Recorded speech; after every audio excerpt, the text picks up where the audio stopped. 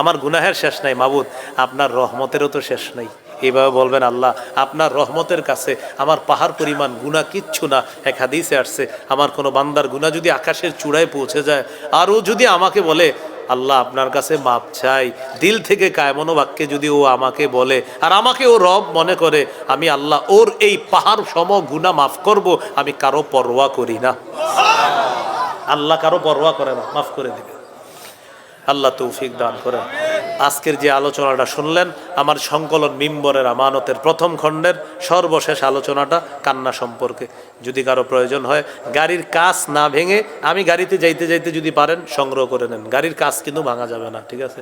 গাড়ির কাঁচ না ভেঙে যদি কেউ পারেন সংগ্রহ করতে পারেন। সময়, আমি গাড়িতে উঠবো, এরপরে আর সময় নাই। 1 থেকে 6 খণ্ড কেউ যদি পারেন সবগুলোই সংগ্রহ করেন। প্রথম খণ্ড সন্তানের 64টা অধিকার, দ্বিতীয় খণ্ড শিরিক বেদাত কুফুর তাওহীদ, তৃতীয় খণ্ড হালাল হারাম, চতুর্থ খণ্ড স্বামী স্ত্রীর অধিকার, পঞ্চম খণ্ড লা ইলাহা ইল্লাল্লাহর ব্যাখ্যা, ষষ্ঠ খণ্ড নামাজ সম্পর্কে আলোচনা। ইনশাল্লাহ রমজানের আগে সপ্তম, অষ্টম, নবম খণ্ড আসবে বলে আশা করি ইনশাল্লাহ। আপাতত 6 খণ্ড আছে। প্রতিটি খণ্ড ওলামায়ে কেরাম সহ সর্বসাধারণের জন্য। নিজেরা পড়েন, সন্তানদেরকে পড়ার জন্য উৎসাহিত করেন।